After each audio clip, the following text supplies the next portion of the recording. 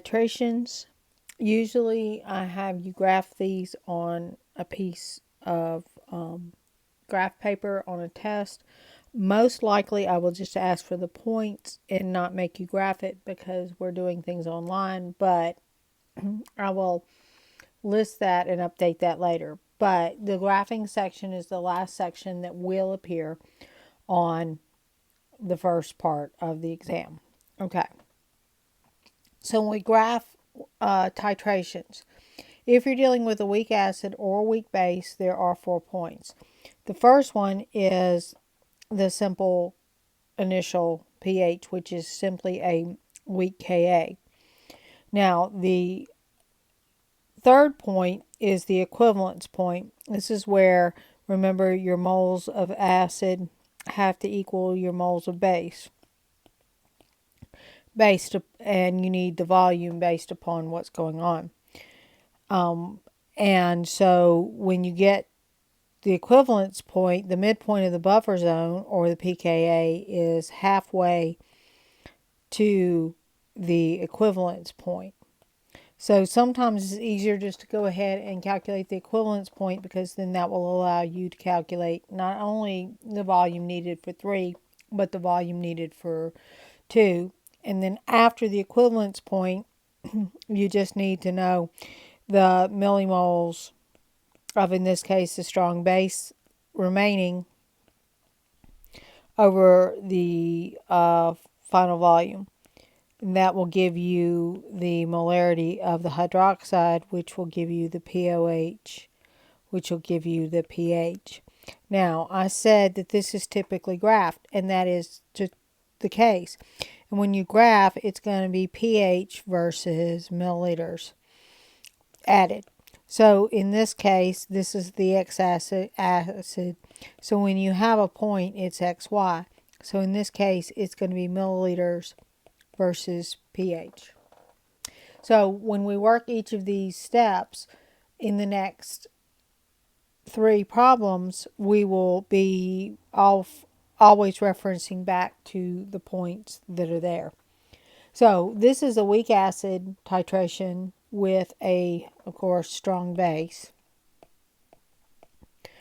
If you're doing a weak base, you're going to titrate with a strong acid. And again, you have the same 4 points, except it's a Kb, so the midpoint of the buffer zone is your pKa.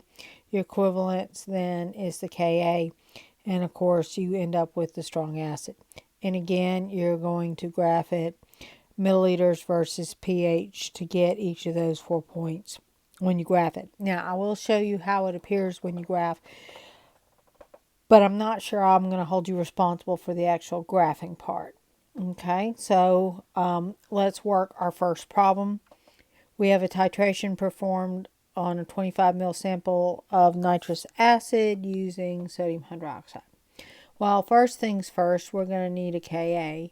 This is 5.1 times 10 to the minus 4th. So the other thing we need to do is we need to know the millimoles of acid. So the millimoles of acid equals the 25 milliliters of the acid times 0.10 molar, which means we're dealing with 2.5 millimoles of acid. Okay, so for the equivalence point, we know that the acid moles have to equal. So we know that to reach the equivalence point, we're dealing with 2.5 millimoles of a base once we've gotten there. And we know our base concentration is, we can get that by taking our base concentration, which is 0.05 molar, and multiplying it by the volume in milliliters, which determines that our equivalence volume comes out to be equal to 50 milliliters. That's our equivalence milliliters, or the milliliters to reach the equivalence point. Now we're going to need all this as we go. But right now I'm just trying to find the basics. And remember, when we're done, it's going to be pH versus milliliters of base added. And again, I will show you how to come back and graph this once we've gotten our values. Okay, so let's get started. For point 1, it is strictly 0 milliliters of base added. And what we have here is strictly a Ka. So we're dealing with nitrous acid. So it's going to dissociate into H plus NO2 minus. So it's strictly an ICE table.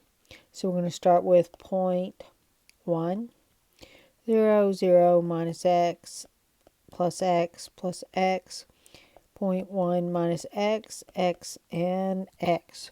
So our Ka is going to be equal to x times x, or x squared, divided by 0.1 minus x.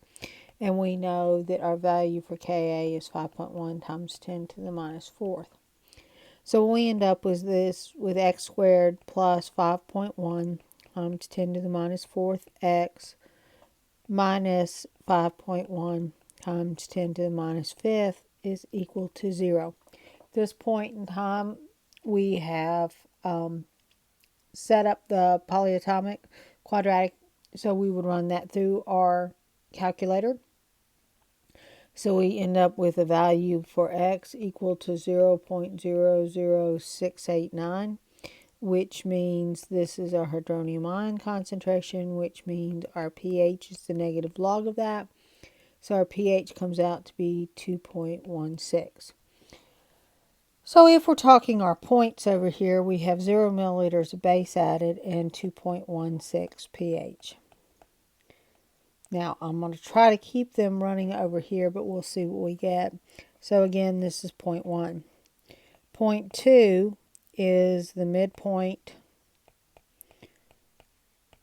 of the buffer zone. And this one's kind of the easiest to work because the pH is going to equal to the pKa, which if we take the negative log of 5.1 times 10 to the minus 5th, we're going to get 3.29 is our pH. And we know that the volume is half of the equivalence point. And we determined earlier that our equivalence point, and I'll go back and check, is 50 mils. So that's half of 50 milliliters, which means our equivalence point is equal to 25 milliliters. So we're already done with our point. We have 25 milliliters with 3.29 is our pH unit. And because we keep titrating with the base, our pH should rise as we add the base, and it is doing so. So that moves us to the third point, and the third point usually takes the most work because you're at the equivalence point, which means that we have a salt problem. Because all of the hydroxide has reacted with the HNO2 to produce water, which is not in our equilibrium, plus NO2, NO2 minus. Okay, so if we go back and we look at it, then we actually added 2.5 millimoles of the base to 2.5 millimoles of the acid, which means we end up with 2.5 millimoles here when we're done. And this is 0 and this is 0. So our final concentration here is 2.5 millimoles divided by the new volume. And let's go back and look. We used 50 milliliters here and 25 milliliters here. So we have 75 milliliters here. So that means that at the equivalence point, we're dealing with a concentration of 0.03333, repeating molar. Now, why do we need that? Because the only thing we have left in solution now is NO2 minus. It is a base, so we'll add water as our counter ion, so we end up with HNO2 plus OH minus. So again, it's an ICE table. We calculated our concentration here. 0, 0 minus X, 0.0333 minus X plus X plus X plus X plus X, which means we end up with, because we've got a hydroxide here, we've got a Kb equal to X squared divided by 0.03333 minus X. And we've got to calculate our Kb, and remember we get that from the Ka, and remember that was 5.1 times 10 to the minus 4th. So we end up with a Kb value of 1.9608 times 10 to the minus 11th. Okay, so when we run our equation here, we're going to have x squared plus 1.9608 times 10 to the minus 11th x minus 6.4706 times 10 to the minus 13th is equal to 0. So my x value comes out equal to 8.0439 times 10 to the minus 7th. Remember, this is the hydroxide ion concentration, so we'll have the POH, which comes out equal to 6.095, which means my pH comes out equal to 7.91. So my point up here at the equivalence point is 50 milliliters at 7.91 pH. And again, as long as our values keep going up, we know we're doing the right thing. So if you looked at the previous value, it was 3.29, so we're higher, and notice we're above the pH of 7.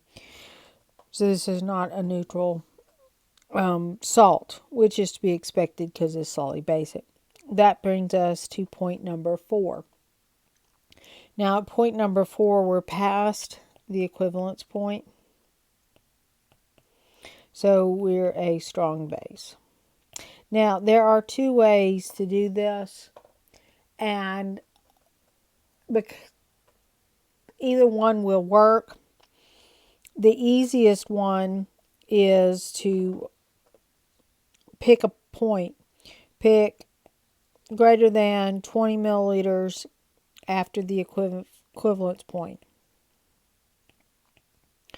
So, for example, I'm going to add 70 milliliters of the base. Okay, that means that when I do this, I've added 3.5 millimoles of the base, which means it reacted with 2.5 millimoles of the acid, which means I'm left with 1.0 millimoles of base. And I need my new concentration, so I need my volume total. My volume total is going to be equal to 25 plus 70 milliliters. It's 95 milliliters, because you're combining what you added to what you started with. So we end up with an exciting value of 0.01053. And remember, this is still the hydroxide ion concentration. So we're going to take the negative log of that and end up with a POH equal to 1.977, which means my pH is going to be equal to 12.02. So if we're doing this one, our equivalence point, or past our equivalence point, where it's 70 milliliters, because it's just the base added, not the total, times 12.02 pH. And again, it should be greater than it was before. So it is, so we're good. Now, this is the first method. Okay, the second method is that you will keep adding base and assume, and this is actually a bad assumption because of dilutions, you get close to the pure base. When you do this, and pH, when you do this, what you're doing is you're adding infinity milliliters. And you're just going to take the negative log of whatever the base was, which was 0.05. So that means that my POH is equal to 1.30, which means my pH is equal to 12.70. So it's 12.70 as my pH here. Now, you can do either or. It doesn't matter which one you do. And if you'll notice, you're off about a unit, but you're way past 12. So if you remember back when we did these problems in terms of lab, and I asked you to keep adding the base until it plateaued, that means that you have basically leveled out. That's what you're doing here. And if you remember when you were adding it, it kept getting closer to the same number, but it really didn't keep going wacky each time. Okay, so that brings us back to graphing it. So if we were to graph it, and when I do this, I go ahead and do the appropriate number of pH units, and we would have to figure out, ideally you want it to go as far as you possibly can, but sometimes that's hard to do. So when I did this, I did it 10 units, 20, 30, 40, 50, 60, and 70, and then on up. And you can call this end infinity. So for your first point, you have 0 milliliters of base, and you have 2.16. So we're about right here. This would be 0 milliliters, 2.16 pH. Our second point was midway to the buffer zone, which, remember, was 25 milliliters. So it'd be this point here and 3.29. So this is 3, so this is about a third of the way. So this is 25 milliliters, 3.29 pH. Our equivalence point was 50 milliliters, and we got a pH of 7.91. So if we go 50 milliliters, there's 7, there's almost 91. So here we go. We're at 50 milliliters, 7.91 pH units. And then we can use either the infinity or the other one. Since I've got the infinity here, we'll go ahead and use it. So it's 12.69. So it's somewhere about here. And that would be infinity milliliters, 12.69, or actually 70. 12.70 pH units. Okay? So when you were to graph this, what you would do is you would do a rise, and you would kind of level off as you're going up to the midpoint of the buffer zone. And you get to the equivalence point, you're going to go straight up, and then you pretty much get here and you level off. So the biggest thing is with the week, you get a curve here, and then it pretty much levels off. Okay, so that's how you graph it. Now there's one thing missing. We said that our equivalence point had a pH of 7.91.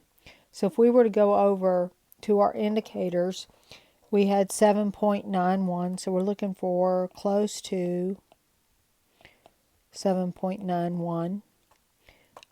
That's out. That's out. That one might work. Out, out. That one kind of works, but not great. This one would kind of work, but not great. But our ideal one is the metacresal purple. It's the second one. So if I were to ask what indicator you would use, indicator metacresal purple. And you don't have to indicate that it's the second one. You can if you want, but you don't have to. And we know that that will be the one to use for this particular titration. We also know that you don't have to memorize that chart. It'll be on there. Now, this pretty much will be the one that will be similar to what's on the test. However, in the next little segment, which should be part titration 3B, I will do a weak base and a strong acid, strong base titration, just so you see it. But you'll see this is the end of the material on exam on both of them. So I just wanted to warn you why that is. And there should be several that are up on videos of this, and or I know there are two or three that are posted with just the keys and not the video.